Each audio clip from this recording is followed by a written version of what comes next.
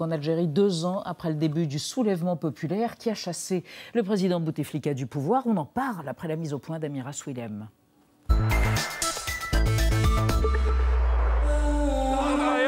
Dans son regard, autant d'incrédulité que de joie. Khaled Rareni, correspondant de TV5 Monde en Algérie, est libre après 11 mois passés derrière les barreaux. Je veux juste remercier tous ceux qui se sont solidarisés avec moi, qui m'ont soutenu. Comme lui, des dizaines de prisonniers politiques ont retrouvé la liberté ce week-end. Une grâce présidentielle à laquelle s'ajoutent d'autres mesures annoncées en grande pompe par Abdelmajid Tebboune en personne. J'ai décidé de dissoudre l'Assemblée nationale populaire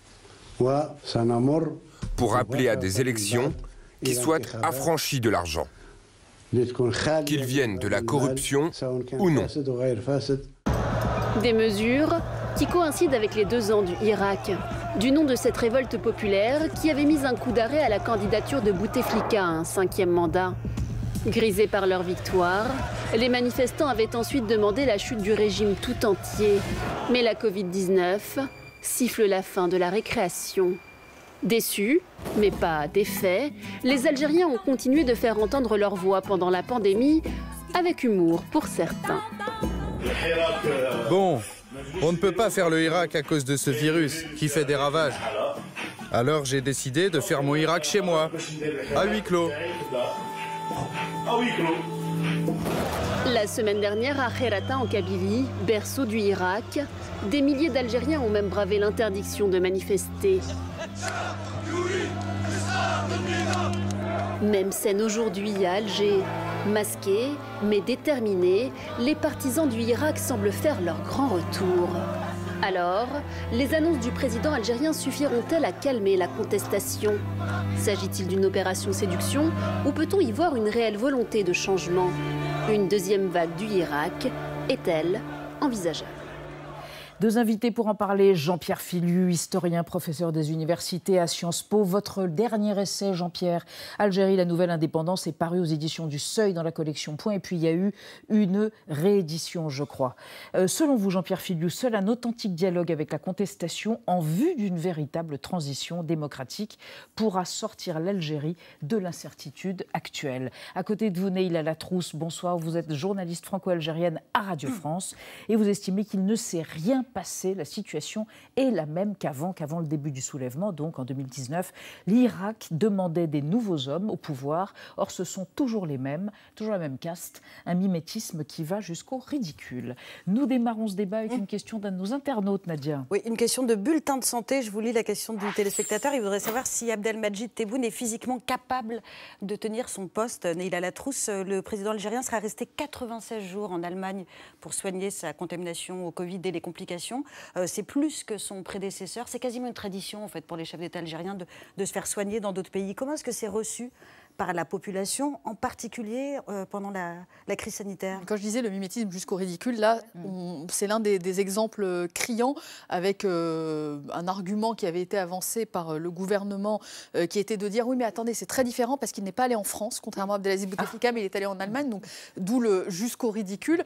Ce qui est très curieux, c'est que alors il n'y a pas de questionnement sur son état de santé mentale comme Abdelaziz Bouteflika où on se demandait s'il était conscient ou pas conscient. Il y a un questionnement sur son état de santé physique, puisqu'effectivement, il a passé plus de temps à l'étranger que son prédécesseur.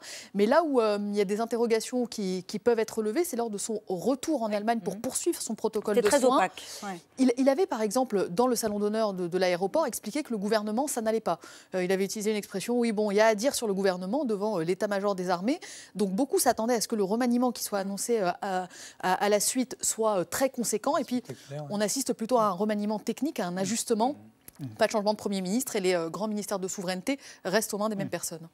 Alors, le chiffre du jour concerne une libération de prisonniers politiques. Oui, c'est 38. Le président algérien a libéré 38 détenus d'opinion depuis vendredi. C'est un geste d'apaisement qu'il avait annoncé à l'adresse du mouvement de contestation Irak. Jean-Pierre Filiu, ces 38 libérés, est-ce qu'ils sont graciés ? Est-ce qu'ils vont avoir un procès? Est-ce qu'ils sont en liberté surveillée? On n'en sait rien. C'est le geste du sultan. C'est aussi arbitraire que les détentions qui avaient précédé. Alors, ce qu'on voit à peu près, vu qu'en 1938, on sait que ça fait à peu près la moitié, sans doute un peu moins de la moitié des détenus d'opinion. Donc on n'est pas du tout dans le geste qui aurait été un vrai geste généreux, qui est celui de gracier l'ensemble des détenus d'opinion, pour éviter, par exemple, que les familles n'attendent pendant de longues heures, parfois durant la nuit, devant la porte de la prison, en espérant, en ne sachant pas si leur proche sera ou non libéré. Donc, soyons clairs, il est évident que c'est une excellente nouvelle que toutes ces personnes qui ont été embastillées soient enfin libérées.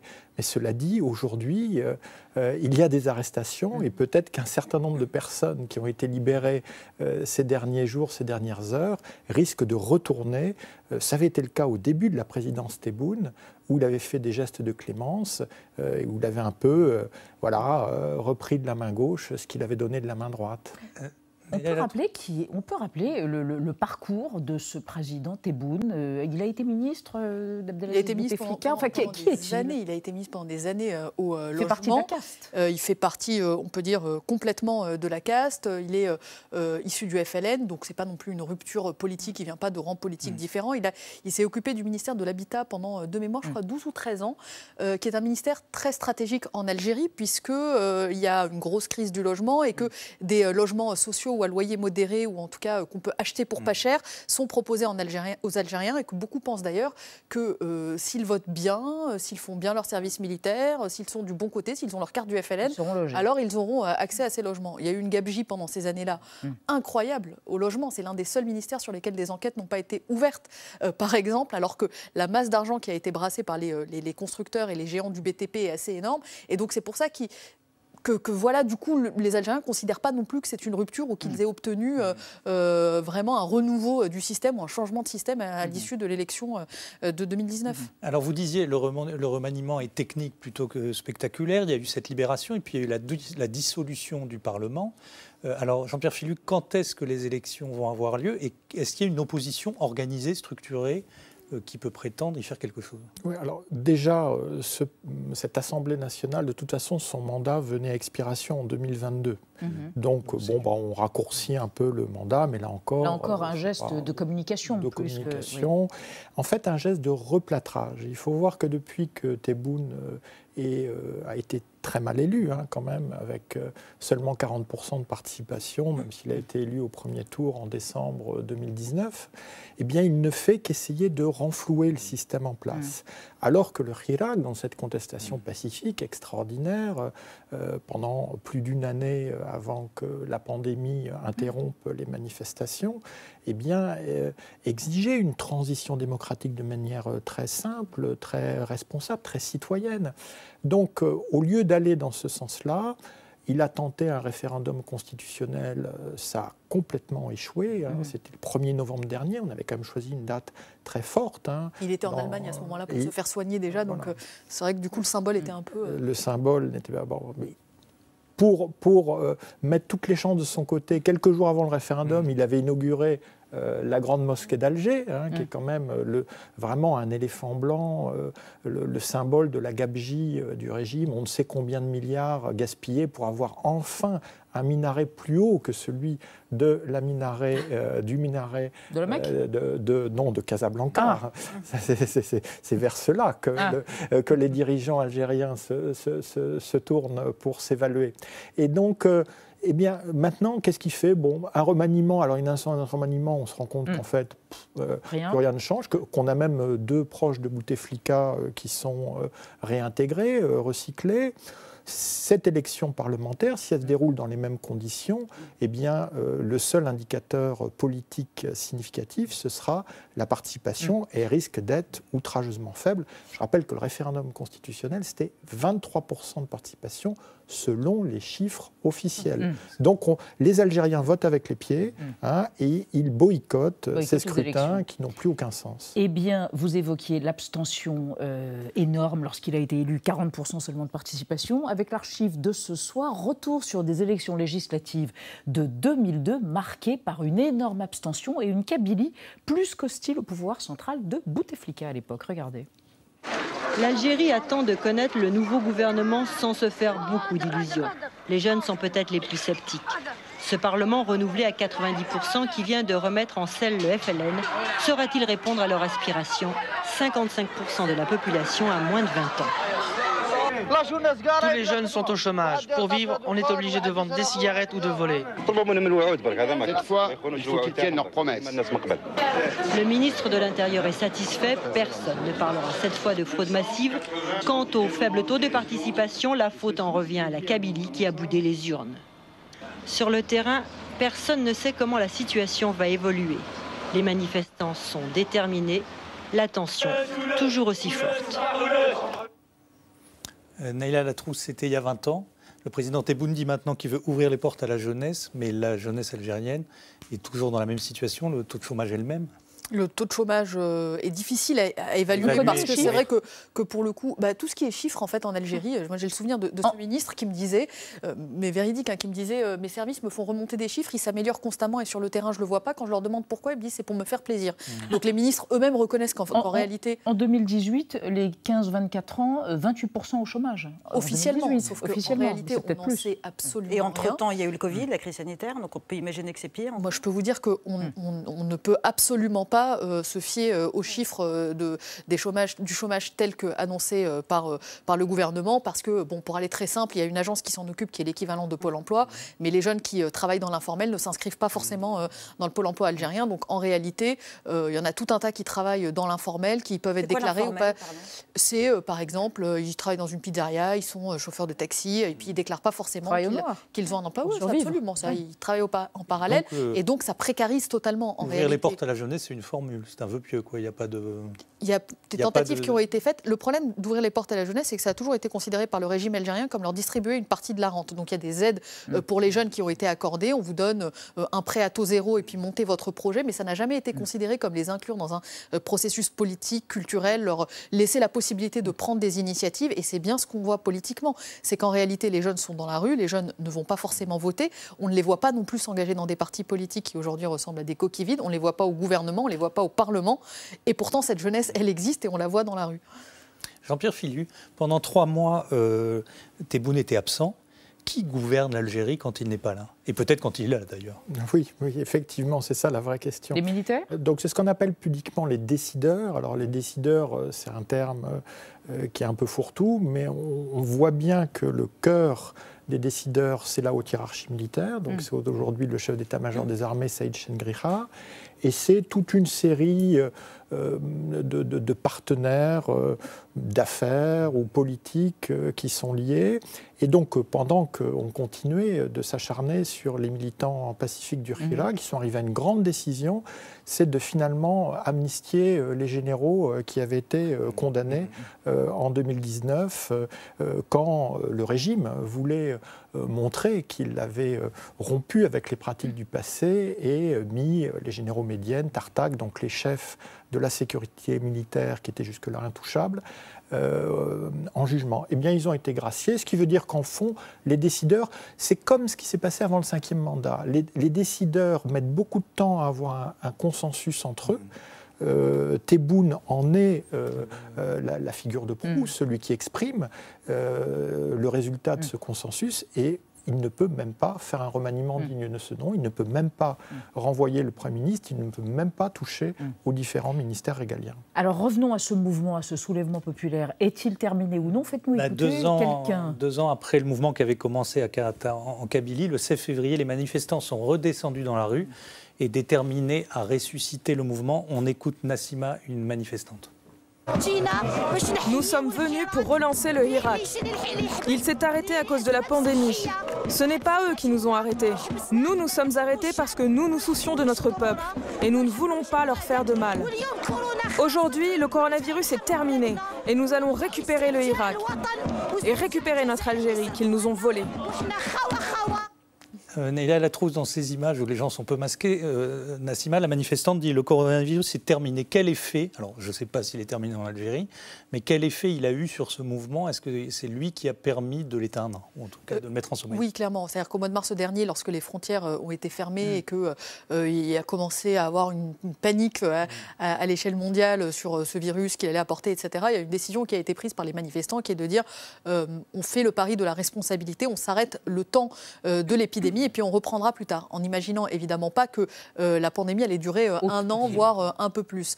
Pendant un an, les frontières étant fermées, ce qui s'est passé, c'est qu'il y a eu en fait un nettoyage à huis clos, on peut le dire comme ça.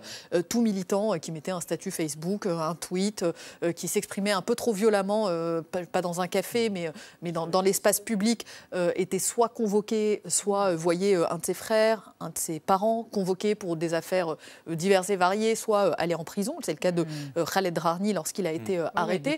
Et donc, de fait, la pandémie et la fermeture des frontières a servi aussi à terroriser une partie de la population en disant bon, bah, maintenant on est entre nous et vous n'avez aucun échappatoire, donc vous ne marcherez plus et maintenant c'est fini. Cela dit, aujourd'hui ça a marché, mais le régime est là-dessus dans une petite difficulté, c'est qu'ils ont essayé de récupérer ce mouvement du 22 février en l'inscrivant dans le préambule de la nouvelle constitution, en l'appelant le Irak béni qui a permis de bâtir une Algérie nouvelle. C'est les éléments de langage du régime aujourd'hui. Donc effectivement, il est difficile pour eux aujourd'hui de réprimer une manifestation ou un mouvement dont ils saluent par ailleurs les vertus. Alors, comme dirait Jean-Pierre Filu, la crise politique est la mère de toutes les crises, crise économique et sociale. Est-ce que ça explique une immigration illégale qui redémarre à la hausse? Qui repart de plus belle, oui. Effectivement, on voit que les chiffres et les courbes sont intéressants à observer. Dans les premiers temps du Irak, on avait enregistré un déclin assez significatif de cette immigration clandestine, de ce qu'on appelle les haragas. Aujourd'hui, ces chiffres repartent à la hausse. Donc, sur Internet, par exemple, on trouve de plus en plus de vidéos de ces jeunes qui se filment sur des embarcations de plus en plus rapides aussi, d'ailleurs, et qui chantent « Partons tous » en réponse au chant phare du Hirak qui, lui, disait qu'ils partent tous, un signe de ras-le-bol et de désillusion.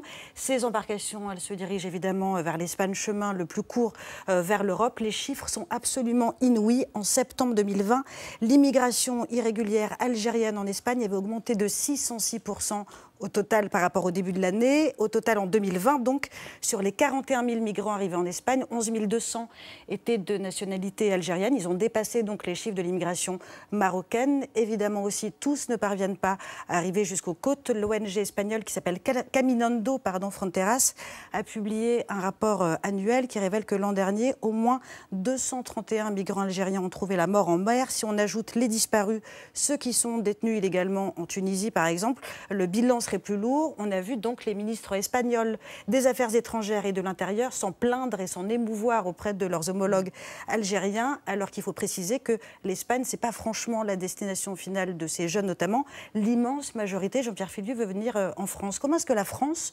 justement, réagit à cette pression migratoire et à son lien direct avec l'impasse politique dans laquelle se trouve Je crois que pour l'instant, personne ne fait à haut niveau en France ce lien direct qui pourtant saute aux yeux.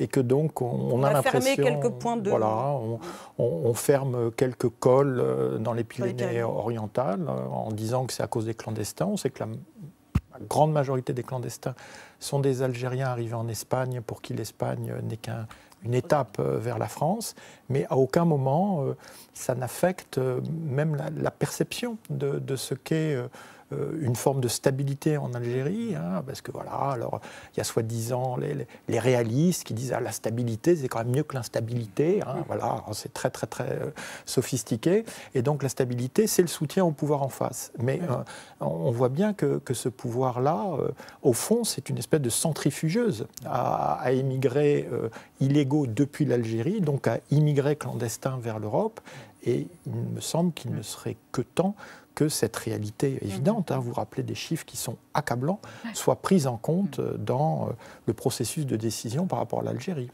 Diplomatiquement, Macron et le président Tebboune se sont parlé samedi. Naïla Latrousse, ça veut dire quoi?